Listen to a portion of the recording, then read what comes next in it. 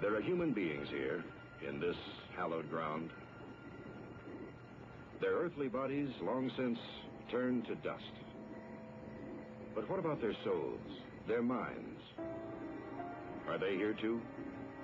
You are about to see one of the most extraordinary films of our time. A movie that dares to investigate the possibility of life after death. Everything you will see is based on the scientific studies of parapsychologists and doctors, as well as on the testimony of real people who were pronounced dead, yet miraculously recovered, and lived to tell of their incredible journey.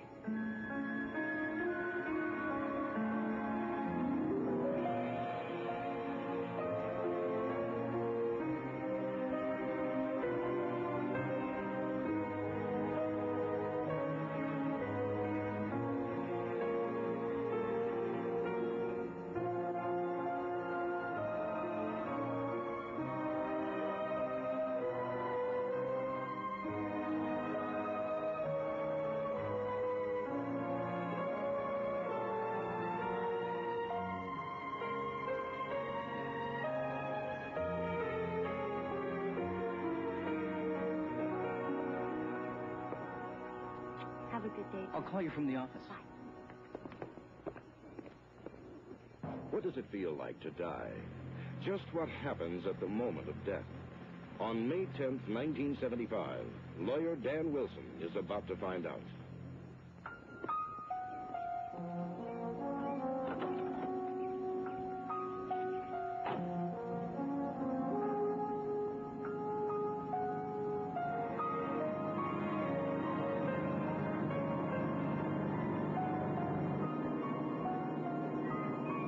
The time is 8:15.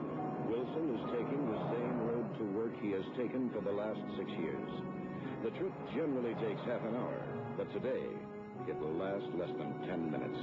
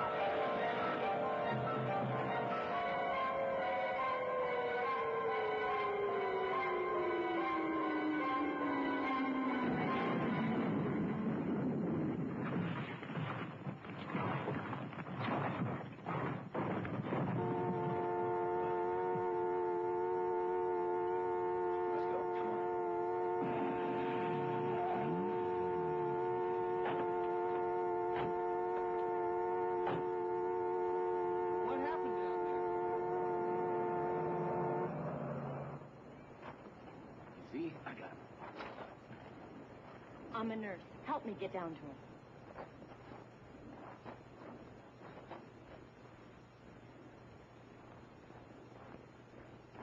His heart stopped.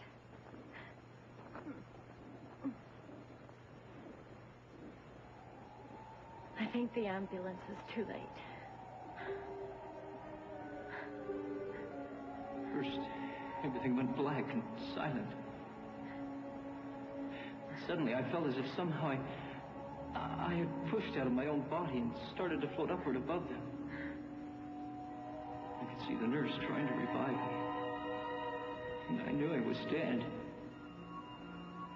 Then there was a blinding light. It began to envelop me. I was there, in limbo, someplace between life and death. It was beautiful. So peaceful, I didn't want to come back. There was a little bridge beyond the mist. And I somehow knew if I crossed that bridge, there was no coming back. Then I thought of you and the kids. How much you needed me. The next thing I knew, I was in an ambulance. Julie, I'm not afraid of death anymore. I know what to expect now.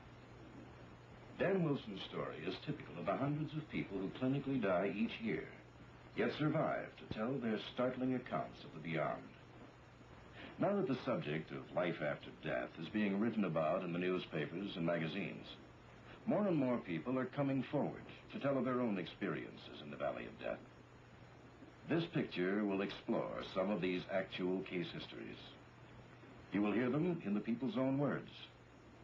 We will also probe some of the ancient mysteries, like spiritualism and reincarnation.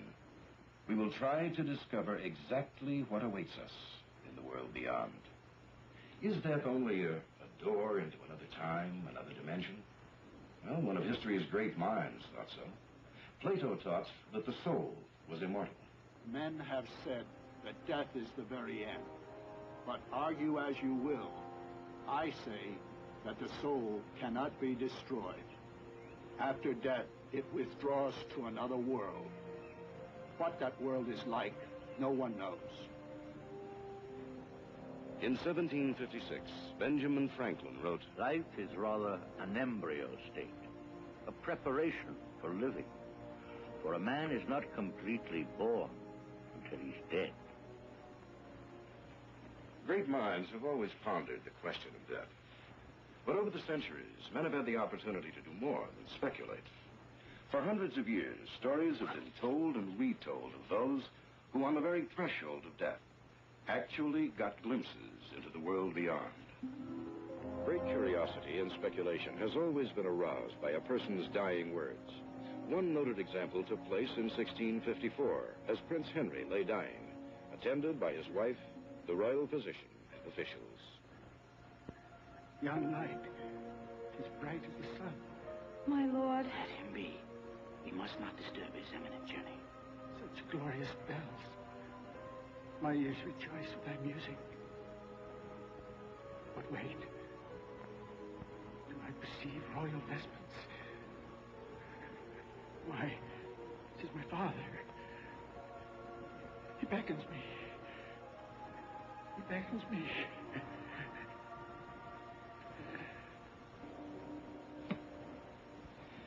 Did Prince Henry really see into another world?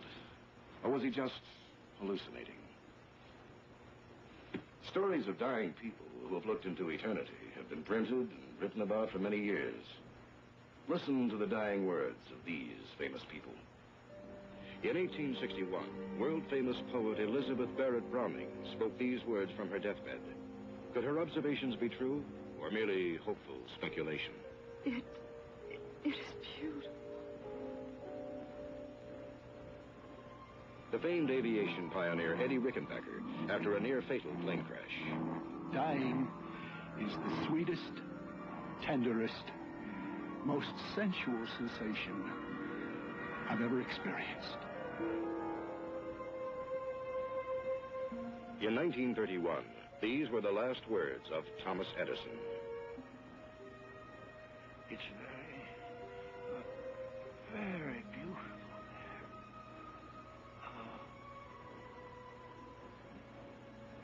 All of these people died shortly after having these visions, and so can tell us little. But in today's highly advanced world of medical technology, we have sophisticated equipment to sustain life, and we can often snatch patients back from the very jaws of death, returning them to life. The stories these people have to tell about life beyond death are causing science to look for some new answers. A recent Gallup poll showed that 73% of the people questioned said they believed in an existence after death. But just what did the scientists say about that? Here you are, Doctor. Thank you. One of the most renowned, if indeed not the leading expert in the new field of thanatology or death experience, is psychiatrist Dr. Eleanor Stevens. Dr. Stevens has spent years researching the psychological and emotional state of terminally ill patients.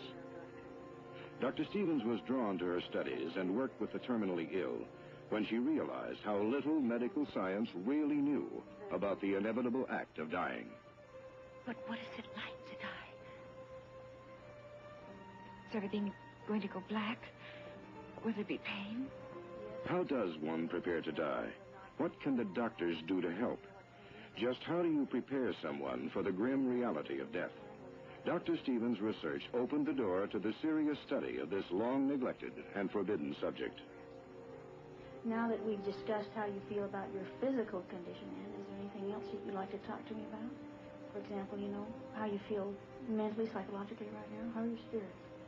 The best way, the only way to study death is to observe it firsthand. To do this, Dr. Stevens asked the patients themselves to be teachers, and with their permission set up a discreet method whereby doctors, nurses, and social workers could be unseen witnesses, observing the scene through a two-way mirror from an adjoining room. But we have to, you know, fight it and make sure that we stay in control. What now, do you think, are you most afraid of? Interviews with patients who were near death revealed astounding stories describing their experiences, stories which made Dr. Stevens question many popular medical beliefs. One such patient was a housewife named Anne Fleck, who had been suffering from Hodgkin's disease and had been near death many times. The startling story she was about to relate would have a dramatic effect on Dr. Stevens and the entire medical profession. Doctor, I have to tell you something. I've got to tell somebody.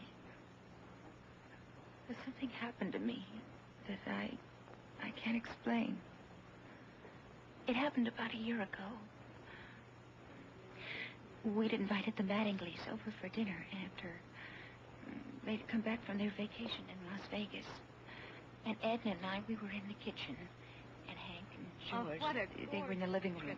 Sunshine every single day. Beautiful shows every night. I think Hank liked them a little better than I might like him to. They were fun. George, you should see some of those shows in Vegas. I mean, you wouldn't believe it. You know, one of their shows claims that their costumes cost over $500,000. Can you imagine that? Huh? Anne! What's going on in there? Anne? Anne? Anne? Is she hurt? She just collapsed.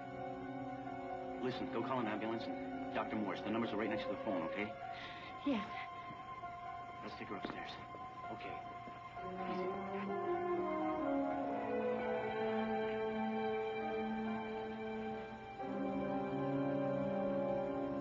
Still no vitals, Doctor. I seemed to fall into a darkness, and I started to hear voices. I recognized one of them as Dr. Myers, but then something strange happened.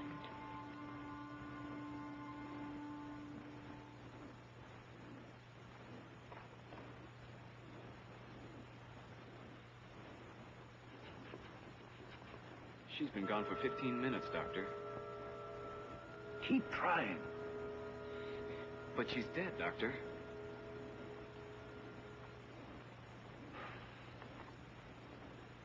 I could see myself below.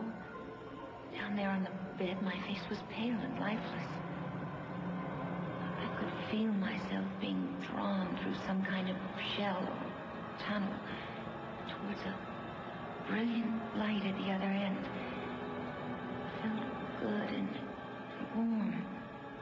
And I wasn't scared anymore. Then I was back floating above the bed. Anne Fleck died a short time later, but because of her cooperation and that of many courageous people like her, Dr. Stevens was able to seriously investigate for the first time the possibility of life after death. The doctor soon concentrated all her work on dying patients. She was startled to discover that those patients who had survived death all had similar stories to tell. She reviewed tape recordings of other interviews, cross-checked them against each other. The stories of death experiences were remarkably similar in detail. Then, one day, while lecturing about the death experience to a college audience, Then reaching a bright source of light at the other end. Yes. You've been telling us about all these spooky cases you've seen, about people surviving death and telling you about an afterlife. But do you really believe in all that jazz? It's not a matter of belief or opinion. I know, beyond the shadow of a doubt, there is life after death.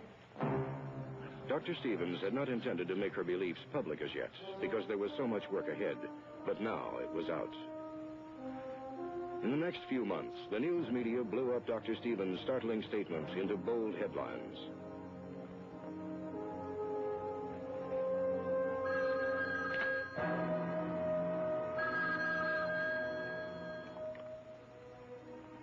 Doctor. Cranks began to call. Come back after death. Okay, now, let's not be hasty. offering to commit suicide in the name of research. Gentlemen, I want you to understand. Despite Dr. Stevens' contribution to our understanding of dying and death, clergymen were upset because the doctor was attempting to explain scientifically what they claimed to be a matter of faith. But it wasn't simply a matter of faith to Dr. Stevens' patients.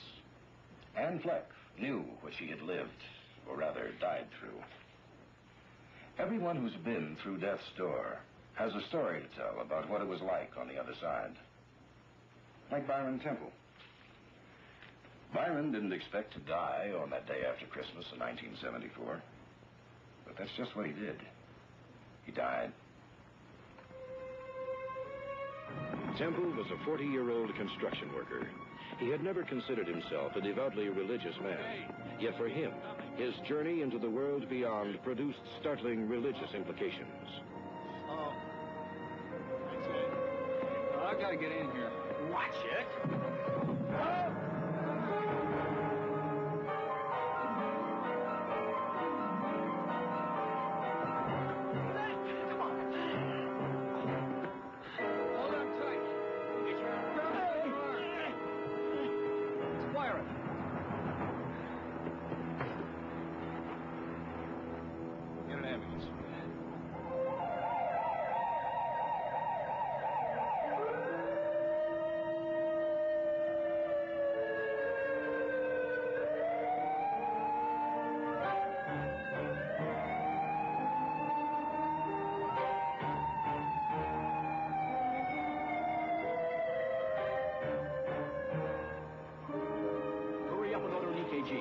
I think he's one of Dr. Tishman's patients. Get him.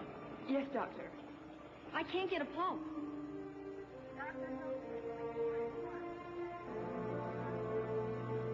What do you think, Bill? We defibrillated him, but he's in bad shape. The surgeon wants to take more pictures of him in the morning.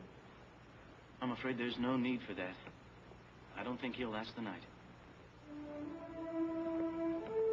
What did the specialist say? Jim. Sharon, we've done all we can for him. All we can do now is pray.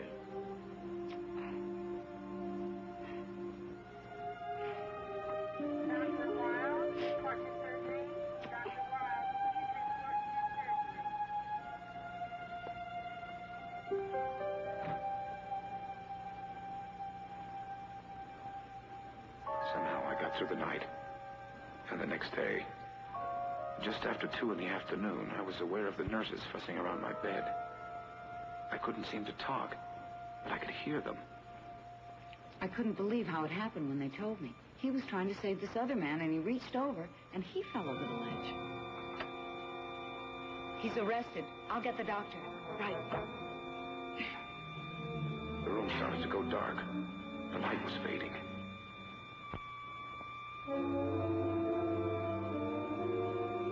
Doctor, I tried external heart massage, but I couldn't raise any pulse at all. He's gone. I'll call his wife. I wanted to cry out. I wasn't dead, but my mouth couldn't move.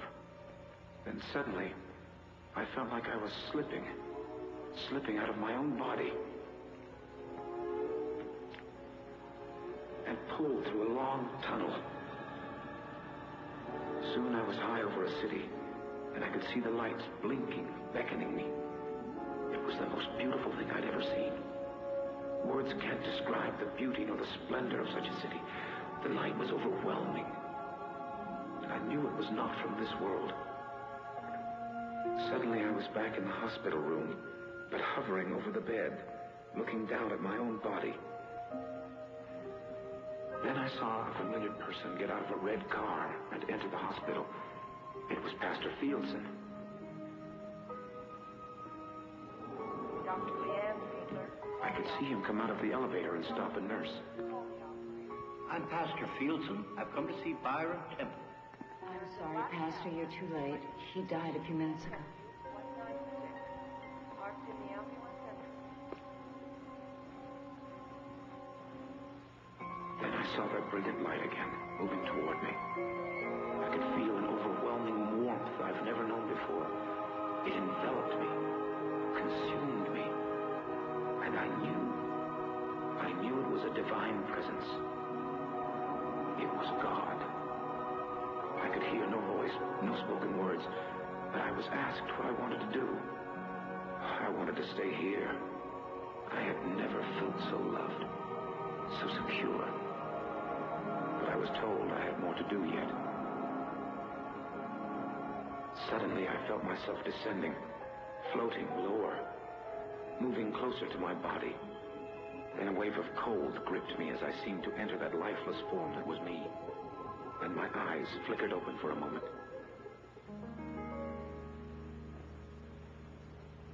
He just opened his eyes. What? But he can't be alive. The doctor pronounced him dead a half an hour ago. I don't believe it. I can't believe it. Forgive me, Jim, but you must have been wrong when you pronounced him dead. Bill, that man was clinically dead. He had no heartbeat for over half an hour. But you know the brain can't last that long without oxygen. If he did, he'd be a vegetable by now. But he isn't. There must have been some brain damage. You heard what he said about those lights. About seeing... God? Surely you don't believe that. I don't know. I've never died and lived to tell about it.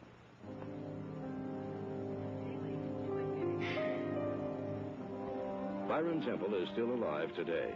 One conclusion from his story is seemingly inescapable. His experience clearly implies the existence of what is commonly called the soul. But the cold clinical attitude of science rejects a word like soul. They prefer a term like consciousness, a mysterious energy of the mind. All right.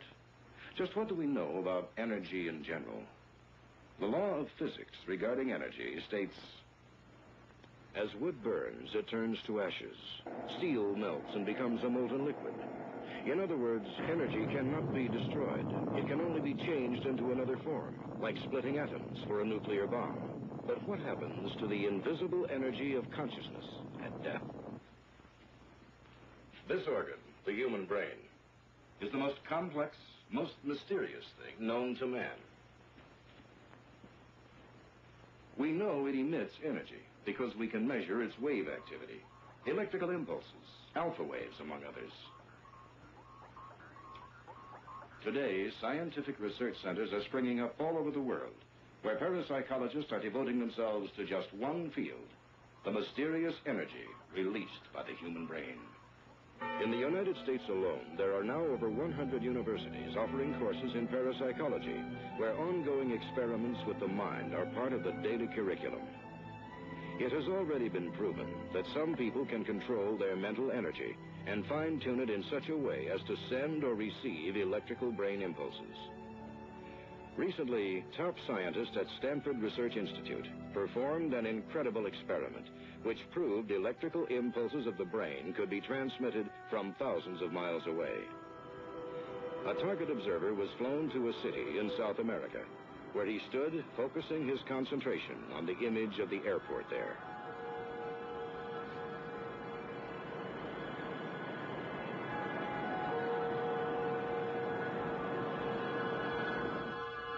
"2,800 miles away in California, the test subject received a mental picture and sketched what his mind saw. This is that picture he saw mentally. One of the most startling examples of the brain's energy is the phenomenon called psychokinesis. Here we see famed psychic Uri Geller moving a compass with nothing but the force of his mind. We know consciousness exists. We know it has energy. There's proof of it. We know that energy cannot be destroyed, only altered. So what happens to consciousness, to this invisible energy of the brain at death? All religions teach us that after death, we go to heaven or hell, and the faithful accept this as fact. But what about atheists and other people who don't follow religious doctrine? Can they deny the hundreds of cases of people who have died and come back to tell of their experiences beyond life? Like the case of Dr. Paul Kelly, the most famous case of death survival, one that's been reported in books and countless magazines. In December 1943, Kelly had just completed his basic training and was about to be transferred to the Army's medical center, where he would study to become a doctor. Just a few days before he was to leave on the train, he came down with what he thought was a bad cold, but it was a lot worse than that.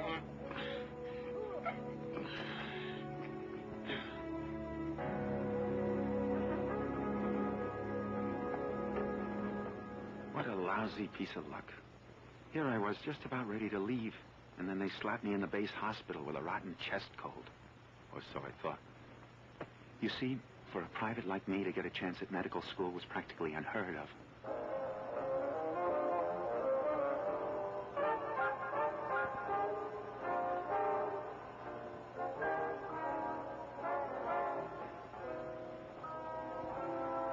I was convinced that if I missed that train, my chances to become a doctor were over forever. I had no idea at the time how sick I was. I just wanted to make that train. I knew I had a fever, so I conned one of the orderlies out of a bottle of aspirin and kept popping him down. I even coughed into the pillow so the doctors wouldn't hear me.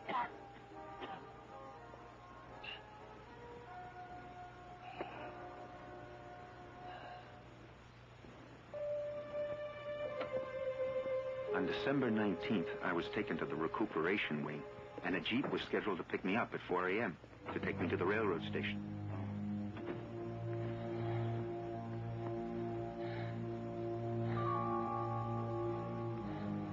At 3:30 in the morning, I got up to dress, but couldn't make it.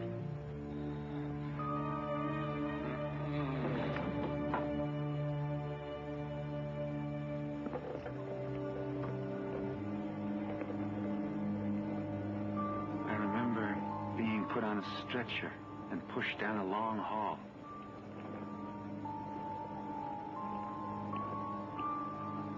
And then I remember coming to in the X-ray room. Think you can stand long enough for one shot? Yeah, I think so.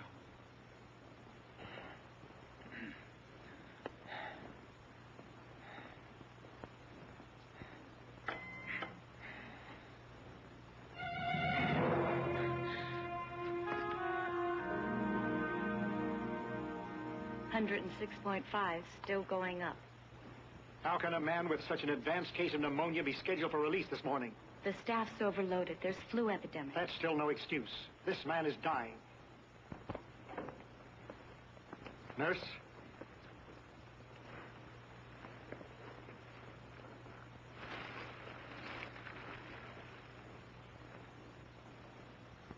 He stopped breathing. There's no pulse. This man shouldn't be dead, but he is. I want a full report on this. A complete workup.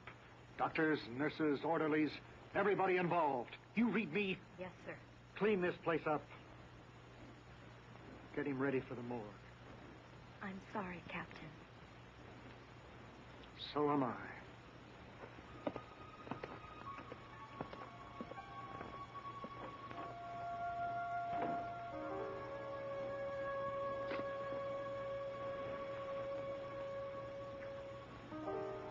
After the X-ray room, the next thing I remember was waking up in a small room and seeing a little lamp burning on an end table. All I could think of was the train. I had to make that train.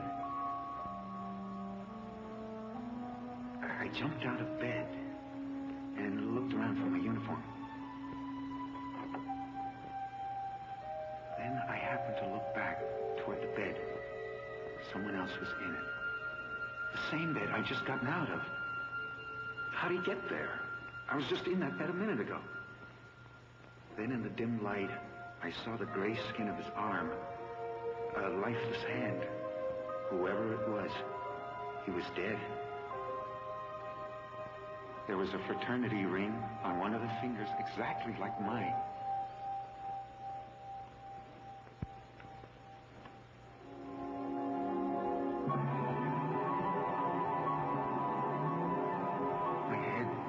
To spin. What was going on here? Was that me? Was I lying dead in that bed? It must have been a nightmare, or maybe it was the sedatives they'd given me. I prayed I was hallucinating. I ran to the door and looked back again, but he was still there. It couldn't be my body. Was I going crazy? I hurried out into the hall. An orderly was coming right at me. I hollered at him, "Hey, look out!" He seemed to go right through me. What's happening here? Then I found myself in darkness. Where was the hospital? Where was I?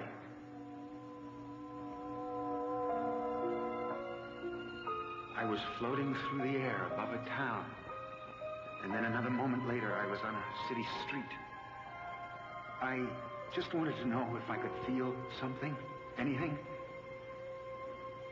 I reached out my hand to touch the telephone pole, but my hand couldn't make contact with it. That body on the bed back at the base hospital was mine. Somehow, we'd become detached. I had to get back to it.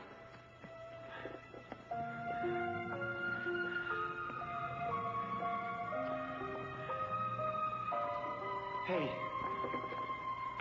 I raced through the halls of the hospital, trying to find that little room. Wait. No one seemed to see me. Doctor! Finally, I found my room. And there was the body. Could it really be mine?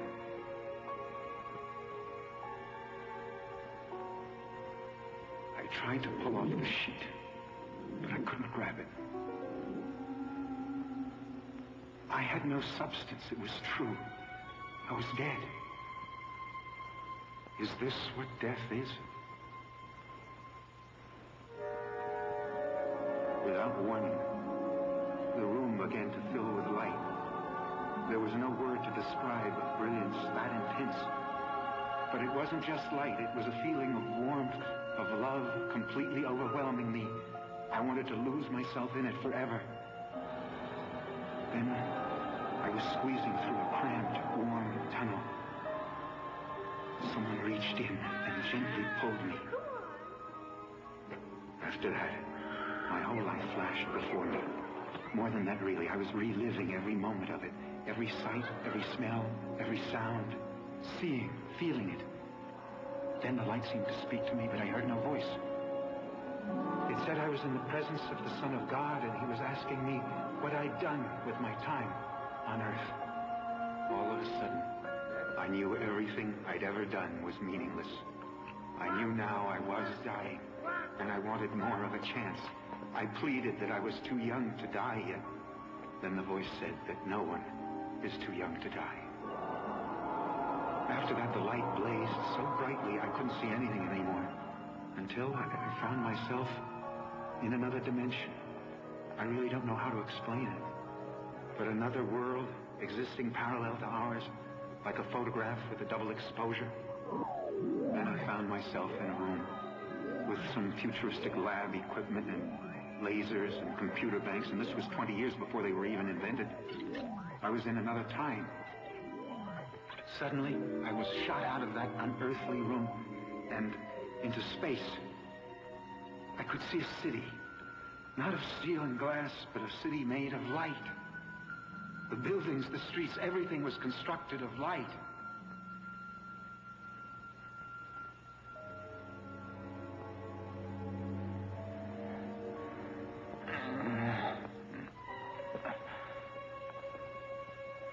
You can check for yourself, Doctor. I swear I heard him. He's breathing.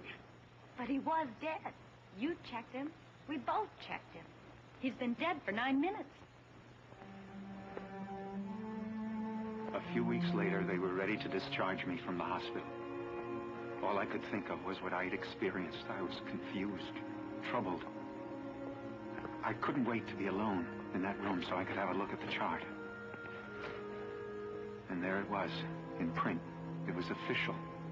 Private Paul Kelly died December 20th, 1943. 05, 1600 hours, double lobar pneumonia. Patient revived, 05, 2500 hours. No sign of brain damage. I was hoping to get that chart out of here before you saw it. I don't understand this, Captain. Look, you're going to study medicine. You'll soon find out that the more you learn, the less you understand. No, this says I was dead for 9 minutes. Now, even with my limited knowledge, I know that the brain can't survive that long without blood. Well, I say that. Well, how do you explain this? I can't. At least not in terms of natural explanations. Well, then, you must have been wrong when you pronounced me dead. Look, Private Kelly, I'd like to agree with you, but I can't. Since this war began, I've watched dozens of men die. Checked them and rechecked them to make sure. I know death when I see it. It isn't only the vital signs, the lack of heartbeat, pulse. You begin to recognize death, to smell it, to sense its presence. Only God knows what happened in this room. But you were dead. You were dead for 9 minutes. For 10 years, I didn't tell a soul what happened to me in that room.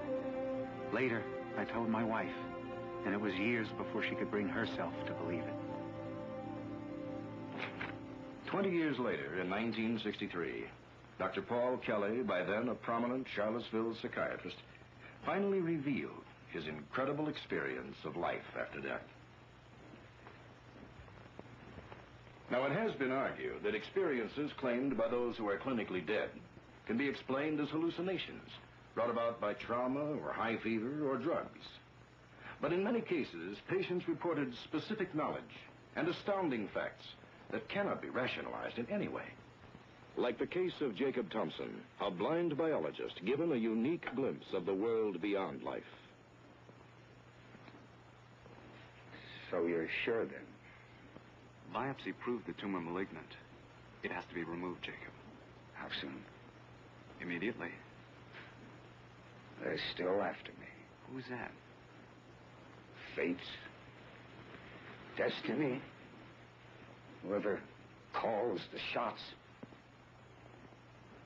Let him be born healthy, they said.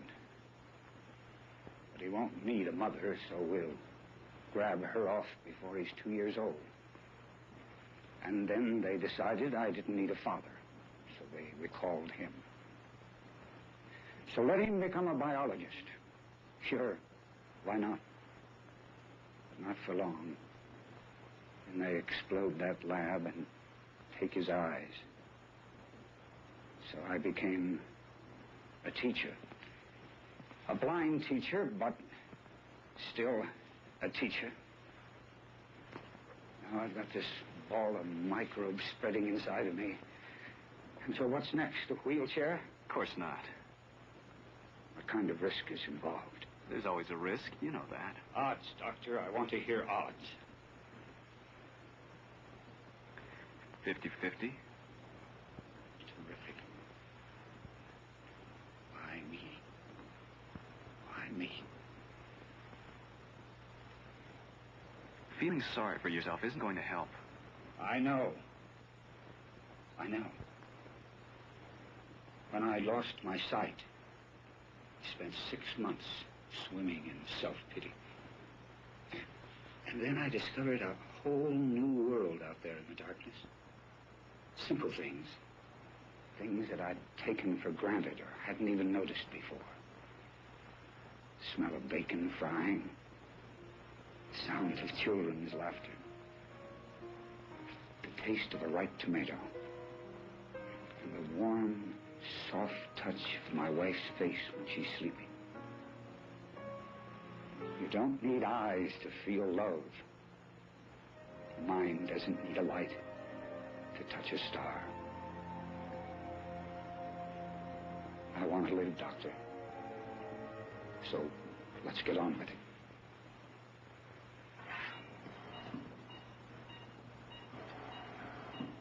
Over there.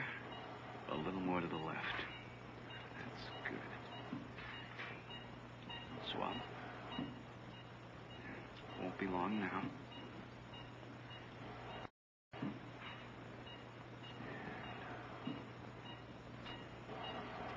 Bad. Vital signs are unsteady, Doctor. Will you shock? Hurry. We're losing him. There's no reading at all.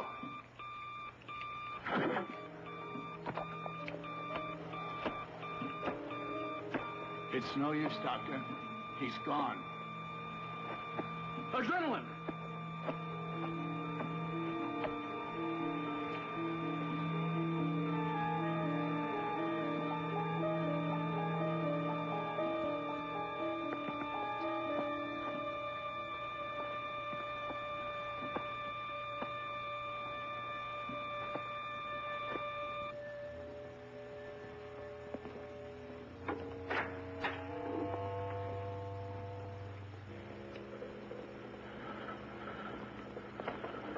I think I dropped my pen here this morning.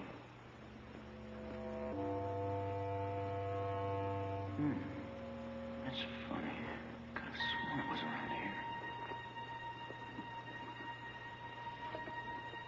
He moved. What? The one we just brought in. He moved. This guy's still alive. Get a doctor.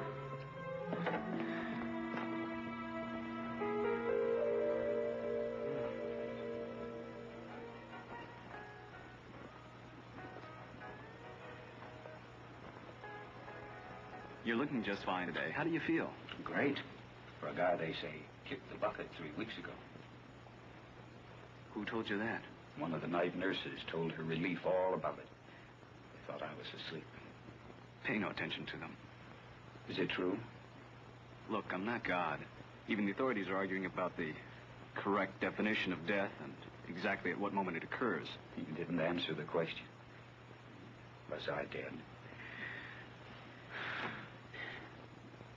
To give you the proper technical response, you showed no vital signs for quite some time. Something happened out there in that operating room. Something that I don't understand. That makes two of us, Jacob. Open? I saw the whole thing. What? Look at me. I'm blind. Totally stone blind. And I tell you, I saw everything going on. You were under pretty deep then. We're just hallucinating. You want specifics? I'll give them to you. The nurse was carrying a couple of things to put on my chest, and she dropped one of them.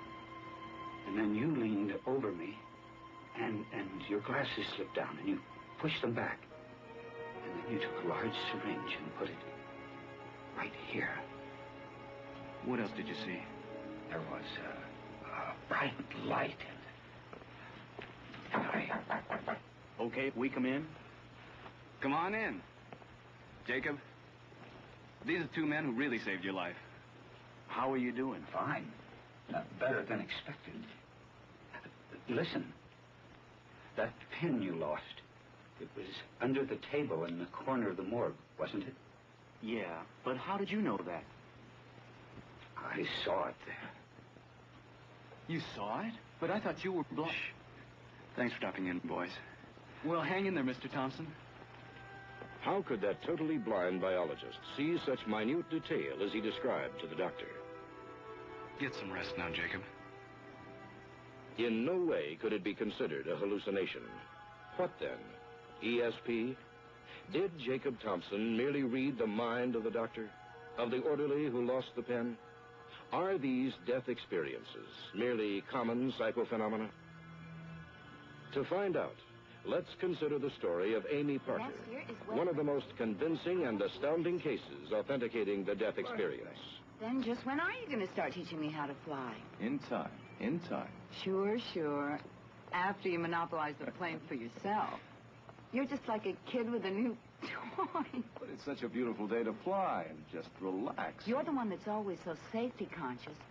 Suppose something happened to us when we were up there at 6,000 feet. Oh, come on. You're reaching. And I didn't know how to get us down. I couldn't very well call for the auto club to come get us. Okay, you win. I'll give you lesson 1 today. I love you.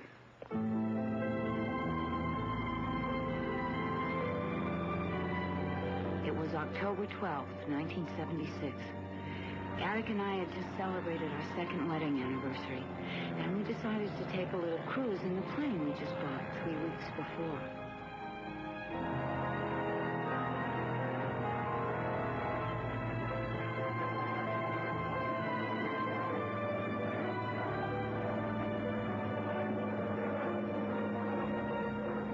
Now, this is what I call really living. Everything down there seems so insignificant. Except us. Buying this airplane was the second best thing I ever did. Marrying you was the first. Now, start slowly. Lesson number 1. Straight and level flight.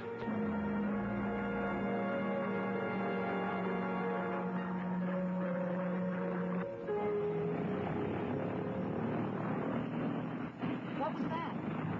I don't know. There's plenty of fuel. It doesn't figure. There's no power.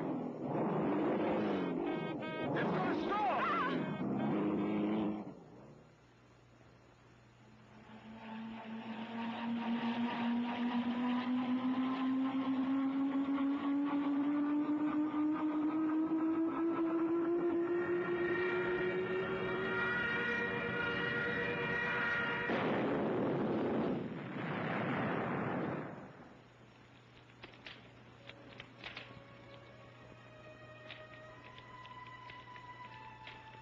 It happened so fast. So fast. When I came to, just for a minute, Eric was slumped against the instrument panel. And then everything went black. But after a while, the darkness began to slip away. And there was this magnificent, pure light. It was radiant. It was brighter than the sun, but it didn't hurt my eyes. It made me feel peaceful and warm. Then I saw Eric standing outside the plane, and I wondered how he got there. He was wearing different clothes, the new blue suit he just bought, and he wasn't wearing any shoes. I could hear Eric begging this man for forgiveness. I was really mad. And why should Eric do this? What had he done? And who was this man, this stranger? Then all of a sudden, I knew who it was. Nobody spoke, but I could hear his name.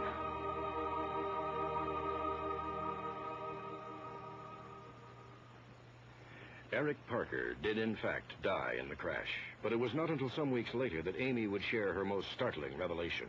See that rose bush over there? Mm-hmm. He bought it on sale for half price. It was dying. All the leaves were brittle and dropping off. He pampered it, took it in at night and brought it back out in the morning. He babied it. He gave it new life. Just he gave me a new life. Memories are peculiar things, Amy. They can comfort us or they can torment us. Let yours warm you, not hurt you. It's the way Eric would want it. It's been almost a month since the crash, and you're the first one who's even mentioned Eric's name. Everybody keeps avoiding it, as if he never even existed. They're only trying to make things easier for you. I didn't even get to go to the funeral. You were in the hospital. There was a reason I asked you to come here, Reverend. You're the only one I could even hope might understand.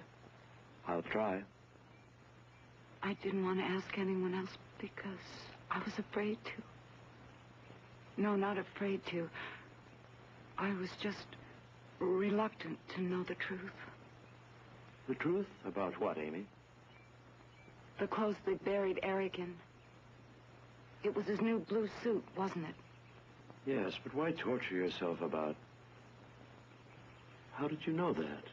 Your mother-in-law said that no one's mentioned anything to you about the funeral. He wore no shoes.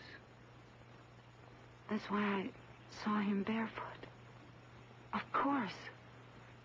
They don't bury dead with shoes or socks on. What are you talking about, Amy? I saw him. I saw Eric. Right after we crashed, just outside the plane. He was in his new suit. And he was with... What is it? I'm not afraid. I'll never be afraid again. Especially of dying. Because I saw him. I saw him. You saw who? Jesus.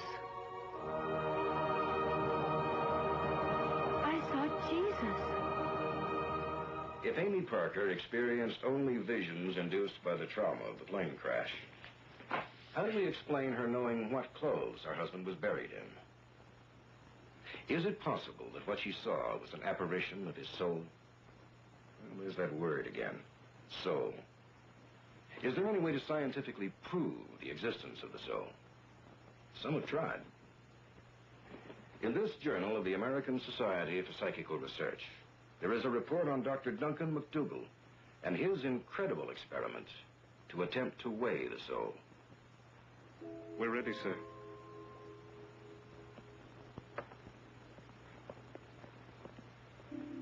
In McDougall's experiment, he constructed a special bed with a light framework.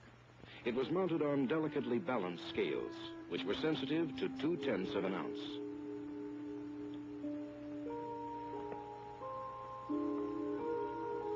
Many terminally ill patients volunteered for the experiment, and they were made as comfortable as possible.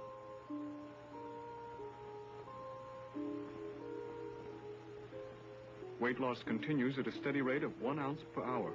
That's normal evaporation of the body fluids. It was unthinkable to Dr. McDougall that consciousness should exist in the brain, yet not occupy space. Solids, liquids, and gases all have weight. Therefore, it was conceivable to him that if there was a soul which departed from the body at the precise moment of death, then there should be a subsequent and noticeable loss in the patient's weight. He hasn't breathed for minutes now. But he's still alive. His facial muscles continue to move. But he's weakening faster now.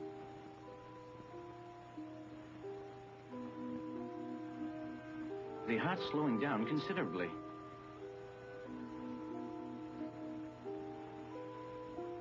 It stopped.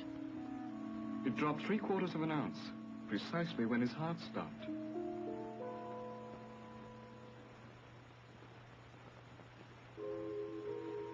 The same experiment was conducted on 5 more dying patients, and in each case, the same thing happened. The patient lost 1/2 to 3/4 of an ounce in weight at the exact moment of death. There was absolutely no medical reason to explain the abrupt weight loss at death, unless, according to Dr. McDougall, it was the soul leaving the body. The doctor then conceived another provocative proposal. The same experiment was conducted on 15 different dogs. The results were uniformly negative. None of the animals showed any loss in weight at death. Could that mean, the doctor wondered, that lower life forms have no souls? Whether or not Dr. Duncan McDougall really weighed the soul as it left the body is still being debated. But has anyone ever seen the transposition take place? Actually witnessed the soul withdrawing from the body?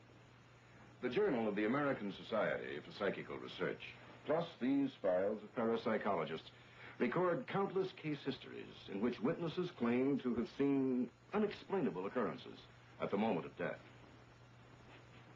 One of the most delightful books ever written was this, Little Women. The author, Louisa May Alcott, was one of America's most famous writers. She described an incident that took place when her sister passed away. Present were Miss Alcott, her mother, and the family doctor.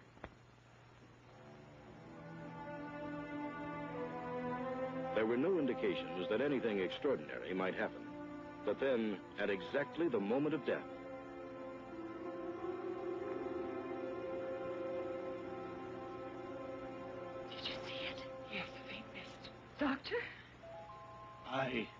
saw something. Dear God. What was it? What was it Louisa May Alcott, her mother, and doctors saw emanate from the sister's body? Could all three of them have seen some optical illusion simultaneously? More recently, on November 2nd, 1971, Margot Louisa sat with her grandfather as he lay dying at the family home in Greenville, Mississippi, while the family waited in the hall outside.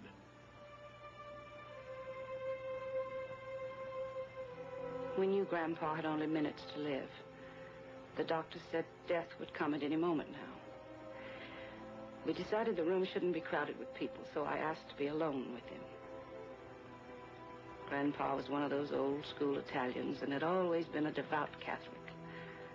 To him, death was going to heaven, seeing his mother and father, all those who had already passed on. So there was no heavy feeling of grief among the family. We knew Grandpa was ready to die, that it would be a happy death. Suddenly he took a long, heavy sigh and went perfectly still. Tears began to well up in my eyes because I knew he was gone. I started to get up to summon the others when something like a thin vapor seemed to come through his body and float upward. I followed it with my eyes as it floated upward toward the ceiling. I'm not the bravest woman in the world, but crazy as it sounds, I wasn't the least bit frightened. In fact, I felt warm, moved, because I knew I had just witnessed something profoundly spiritual. I'm not as religious as I should be, but what happened in that room that day, I've never, ever forgotten.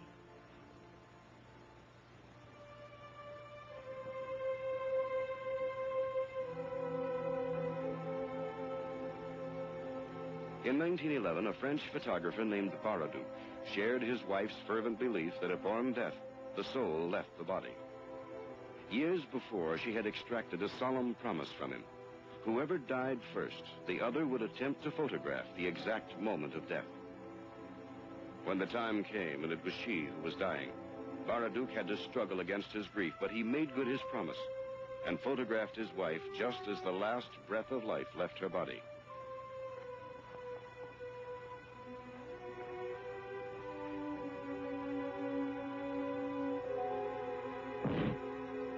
This, then, is that now famous photograph taken by Baraduc. We have seen death experiences of some fairly average people. But what about the famous, the internationally renowned?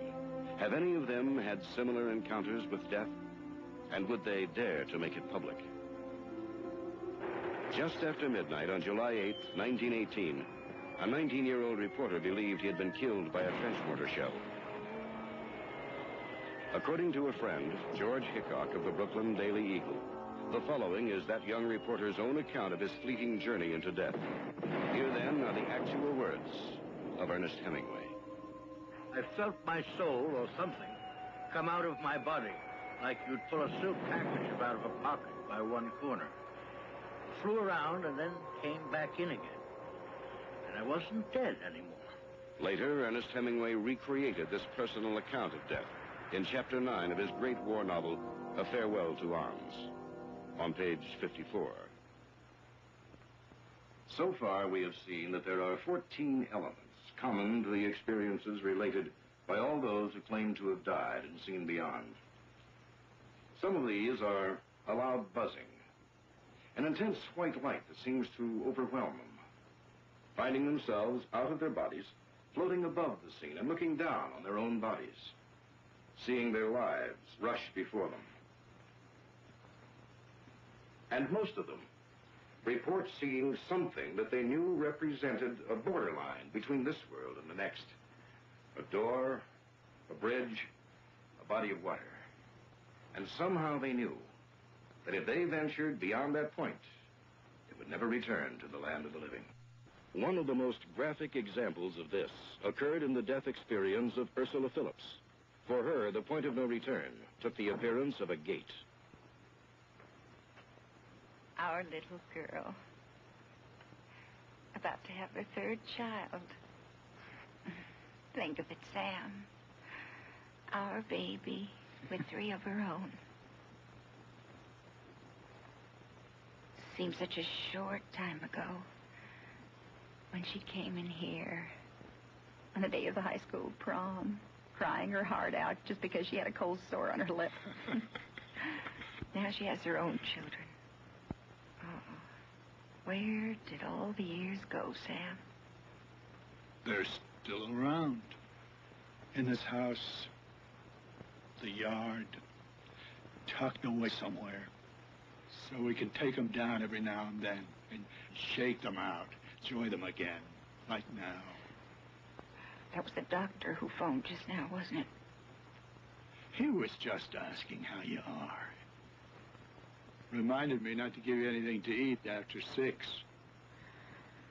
It's a dangerous operation, I know it. I could tell by the way he keeps pulling her aside when we're in the office. Phoning you. Now, don't go making it such a big thing. I just passed out. I'm afraid of dying. Hey, now, you're being just downright silly, sweetheart. Nothing's going to happen to you. I just wouldn't allow it. You've got my word on that. I know that. You've always been right, Sam. About everything. Don't be wrong now. Ursula Phillips' operation took place as scheduled, but once she returned to her room, there were complications.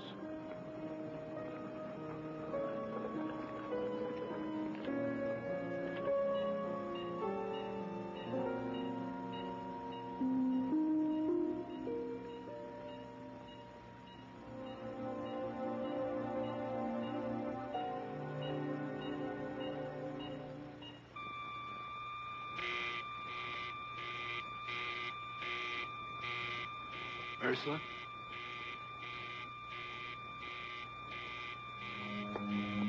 Last thing I remember was being wheeled into the operating room. And then there was darkness, as if I'd fallen into a deep well.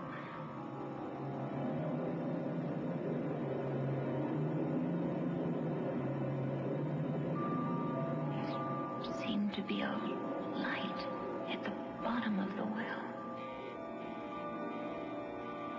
The doctor's on his way. Check for pulse and heartbeat. The alarm went off. She feels cold. And look at her face. There's no color in it. Suddenly, I found myself over the bed, looking down at my own body, at Sam and the nurse.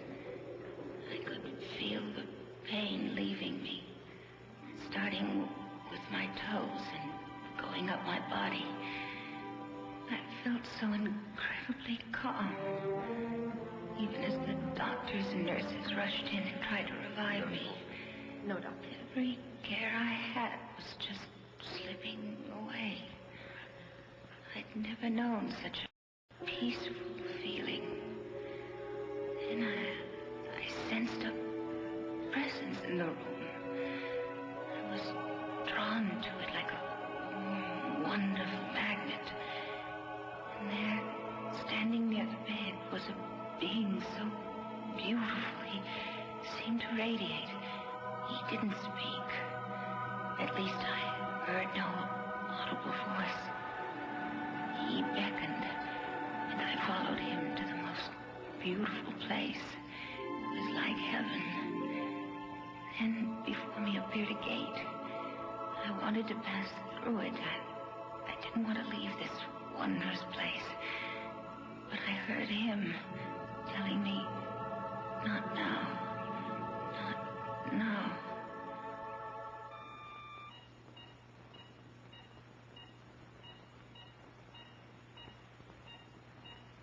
Vital signs returning. Then I felt the pain return. started in my head and traveled down my body to my toes. And I knew I was back among the living. Is it just coincidence that in almost all death experiences, the person saw what was described as a divine entity? Remember, Byron Temple said, I knew it was God. Paul Kelly. The light seemed to speak to me, only I heard no voice. It said I was in the presence of the Son of God. Amy Parker. Jesus. I saw Jesus. People of all faiths, Christians, Jews, Mohammedans, Buddhists, who were clinically dead yet survived, all reported a confrontation with God. This isn't going to be easy for me, Doctor. One patient who survived death was an avowed atheist. Not only did he not believe in God, but he had no religious indoctrination whatsoever. You see, this light caught me. I mean, boy, it dropped over me like a shimmering net.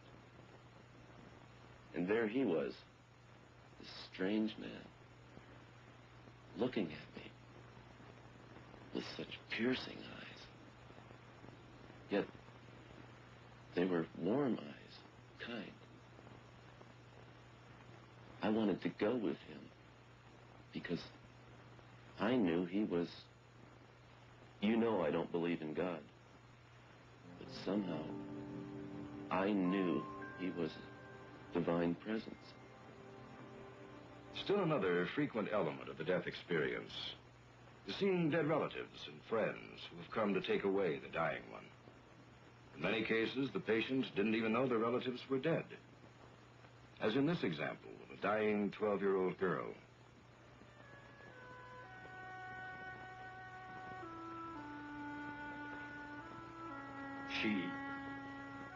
She doesn't have much time.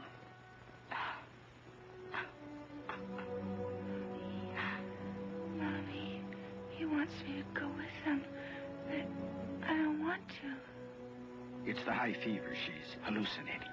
Who? Who wants you to go with him, dear? Don't do this to yourself. Who do you see, honey? I don't know him, but he's my brother. He keeps calling me. I didn't know you had a son. Why, he's dead. He died before she was born. We never even told her about him. How could she know? Do the dead appear to the dying to guide them into the next world, into life after death? Is it only people near death who are able to see and hear those who have already died and passed beyond? For centuries, spiritualists have claimed to be able to communicate with those departed. And today, professional mediums find a devoted following in people in every walk of life, from housewives to world leaders. And for every professional spiritual advisor shown to be a hoax, there are countless others who defy explanation and baffle the experts. Some, while in a trance, even speak in foreign tongues or in a voice of the opposite sex.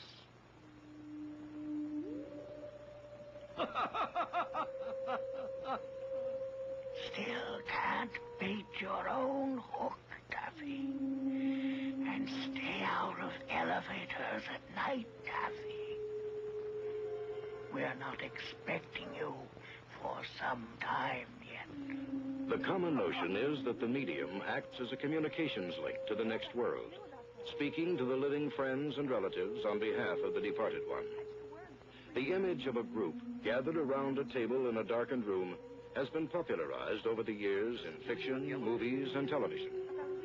This dim environment, of course, helps to aid those whose intent it is to deceive the gullible with mysterious sounds, strange voices, moving objects, and general cheap theatricality.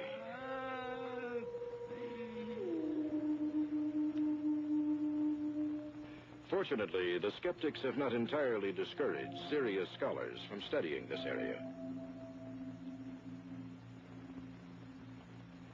During a seance in Iceland, the spirit of a dead man allegedly spoke through a medium, and a scientific paper on the incident was written by Professor Paul Cresswell, head of the psychology department of the University of Iceland, and his colleague, Thorold Rigby, from the Psychiatry Department of the University of Virginia. The voice or spirit identified itself, describing how it looked in life. My face was craggy, my nose large and prominent, broken in 2 places. I was working under my truck, repairing my transmission, when the jack suddenly slipped and I was crushed beneath the axle. But the door to this world didn't open for me until I was taken aboard the boat that was supposed to rush me to the hospital. I entered my new life at sea aboard that boat. I died with my hand held by a young woman, a nurse with ash blonde hair.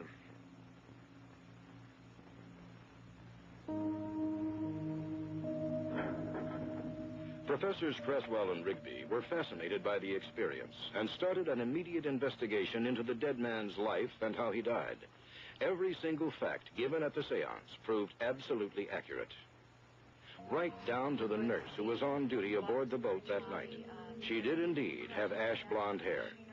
The professors even investigated the medium and everyone connected with the seance, and they were convinced that none of them could have known all the details revealed at the seance. The investigation actually continued for 6 grueling years, and the men were convinced that this was an authentic case of a drop-in communicator from the next world, adding more proof to the idea of life after death.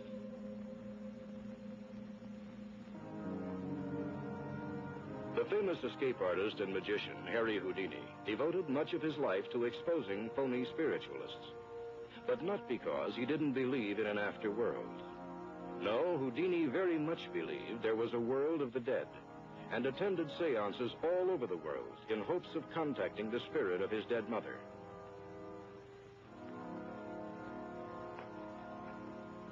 Harry Houdini had no success in communicating with his mother, but he was not discouraged from his beliefs. Join hands. Before his death, Houdini vowed to send a message to his wife from beyond the grave. In 1928, he made good that promise during a historical seance conducted by the noted medium Arthur Ford. There is another man here tonight, one who wishes to communicate a message to his wife. His name in life was Houdini. He asks to relay to his wife the words, Rosabelle, answer. Tell.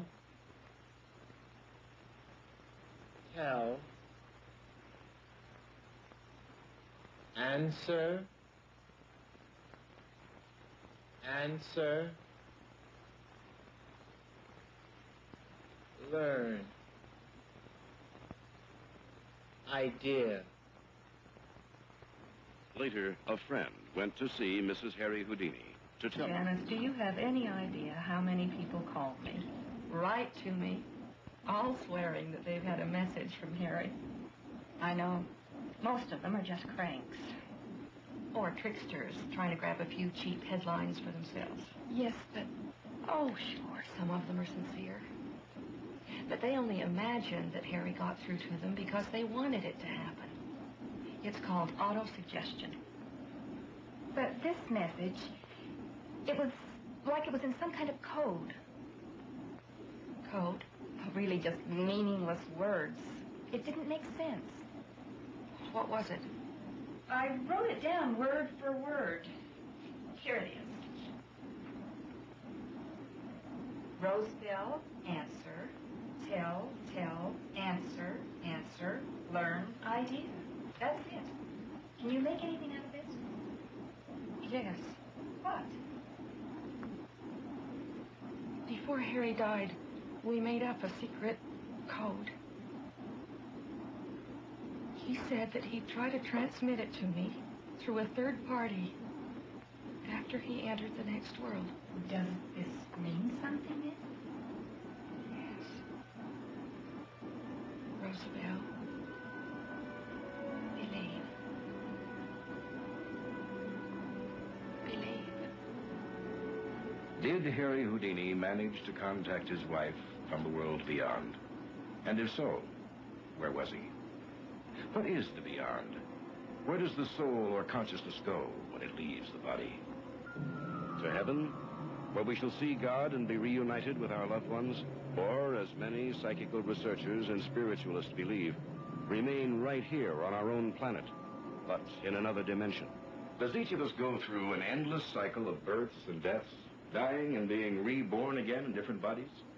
Plato believed that if the soul can exist in the future, it must also have existed in the past.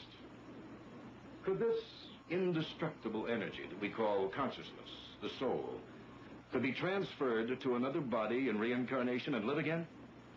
And if we have lived a former life, why don't we remember it? Or do we? Parapsychologists tell us that lack of memory of another life proves nothing, since most of us have no conscious recollection of our own early childhood either.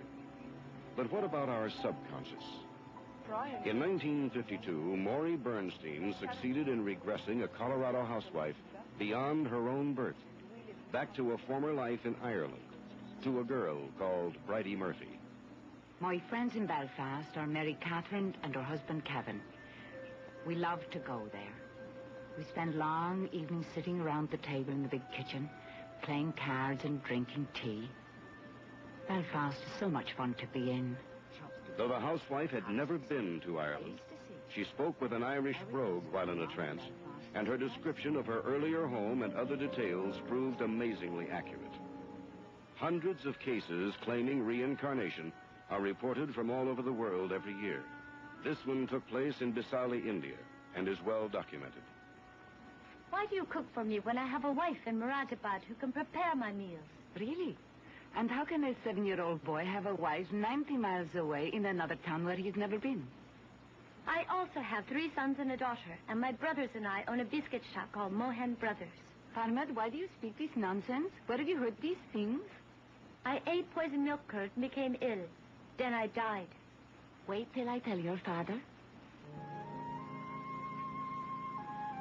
Later, the boy's mother related what her son had told her to his father, a college professor.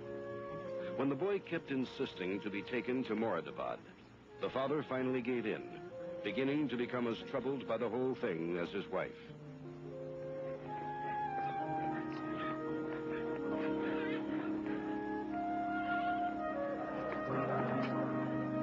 When they arrived in the distant city, the young boy actually led his skeptical father directly to the bakery that he had described. You are my cousin Karam. My name was Parmanan in my previous life. The boy's father was embarrassed, but nevertheless tried to explain the strange stories his son had been telling him. But I did have a cousin named Parmanand. He died in 1943 of an intestinal illness after eating bad milk.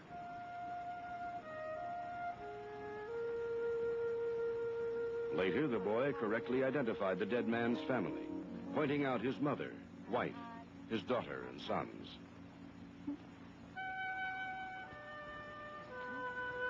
The most remarkable thing of all happened after the boy and his father left the shop.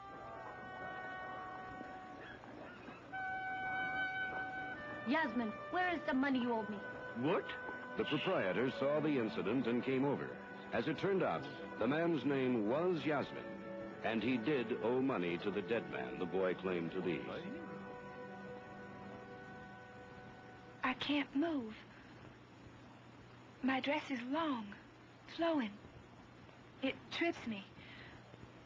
I try to run, but I can't. The Indians up on the hill looking down on our wagon. At Chicago State University recently, an astounding experiment was conducted on 100 volunteer subjects who were put under hypnosis and regressed in time. Out of the 100 tested, 93 actually recalled previous lives, furnishing details of past existences. Novelist Taylor Caldwell claimed her historical novels were based on her knowledge of past lives. Musical genius in very young children continues to baffle the experts. But some parapsychologists believe that talent is derived from a former existence. Mozart thought he had lived a previous life as a musician. General George Patton believed he was the reincarnation of a great military man out of history. Well, spiritualism, reincarnation, and psychic phenomena all seem connected to the world beyond. So far, the case histories we've shown you have all involved people who survived clinical or accidental death. But the accounts of those who tried to commit suicide and failed are another story, a horror story. Typical of the experiences told by people who survived after attempting to take their own lives is the case of this 22-year-old bride-to-be from Gary, Indiana. For obvious reasons, her name cannot be made public, but it happened in April of 1975. This is her story, as she later told it to a psychiatrist. It began on the fateful day she went to her fiancé's house to make dinner. Eric and I were to be married in less than a week. We were in love, and I had never been happier.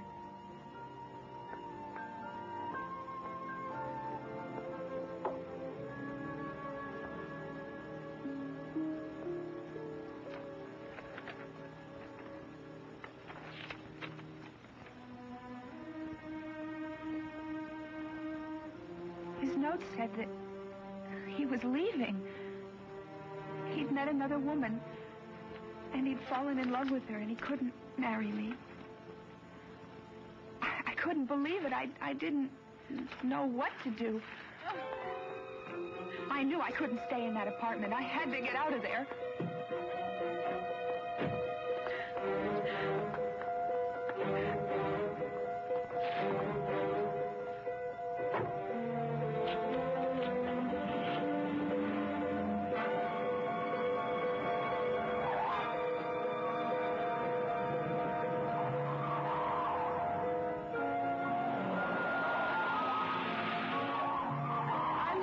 Like I had never loved a man before.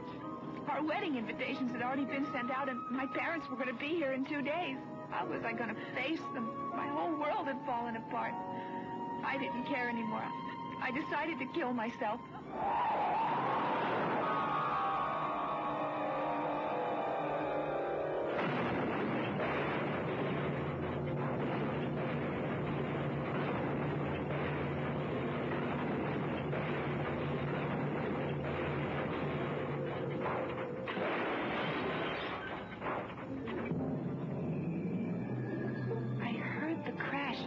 It was as if the whole world had exploded around me. And then there was only silence and darkness. Suddenly I was going through a long, dark subway. The pain was excruciating. I tried to scream but couldn't. And I was so cold and terrified. And something started striking out at me. Hands kept ripping at my skin. No, they weren't hands. They were snakes. I came out of the tunnel into some horrible swamp where people, all of them dead, were moaning and crying out. The smell of death was everywhere. Oh, God, pray for me.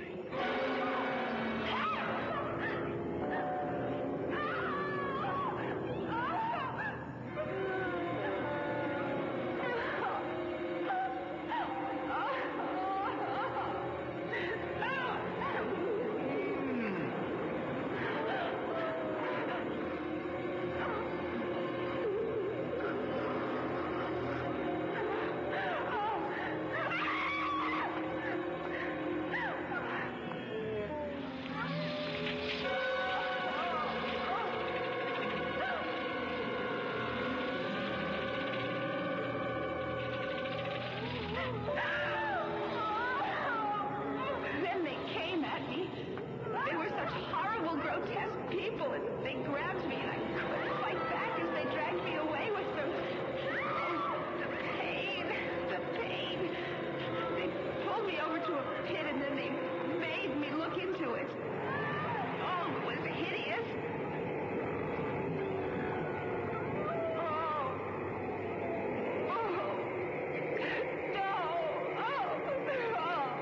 They forced me to watch the grief my suicide had caused my parents and my friends. rushed around to see two small children begging for life. They were my children. Children who would never be born because I had killed myself before they could even be conceived.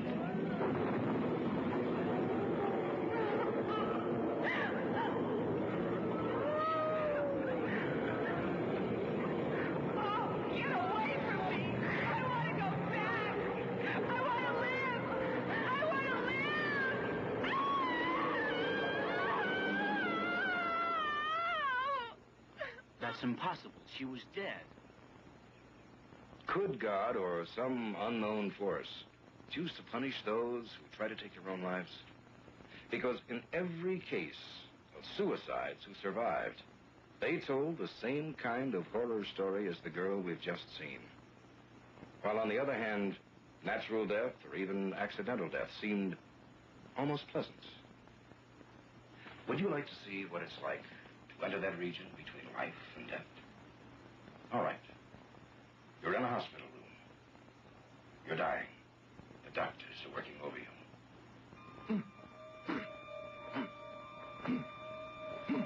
Massage isn't working. We'll have to give him shock.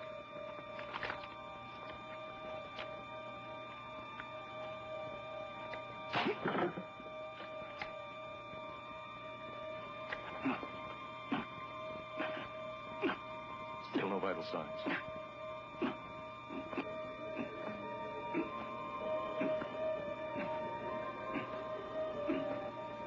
It's too late. The patient's gone. Adrenaline. Yes, doctor.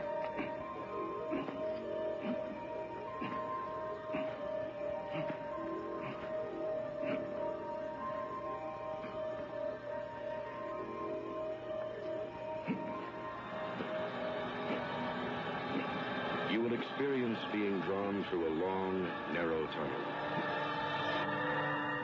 Then you will find yourself floating above your own body.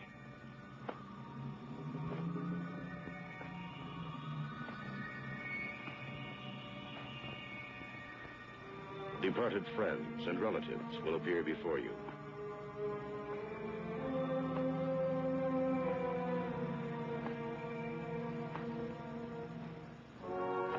You will experience a divine presence.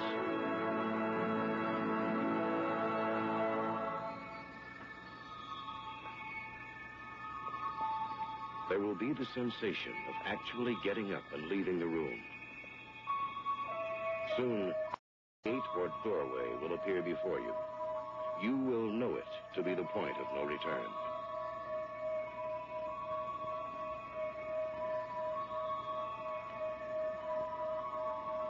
Go back.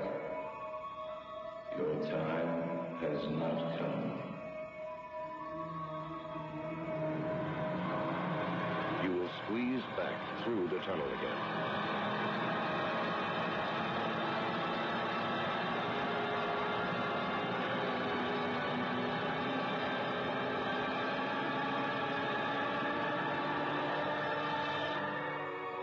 An intense but warm white light will engulf you and bring you back into your body.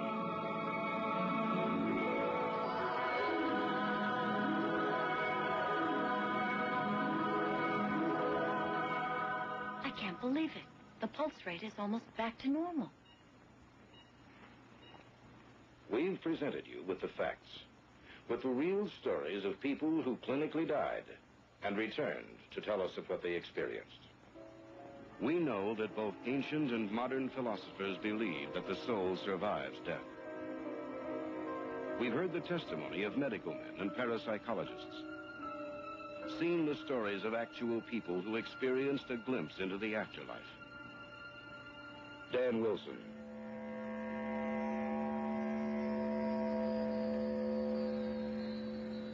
Anne Fleck, Byron Temple. We have explored psychic phenomena, spiritualism, and reincarnation. Scientific investigation into these areas is finally clearing the clouded veil that has obscured them for so long. These subjects are now being lifted out of the realm of superstition and being laid into the realm of fact. Is there a heaven and hell?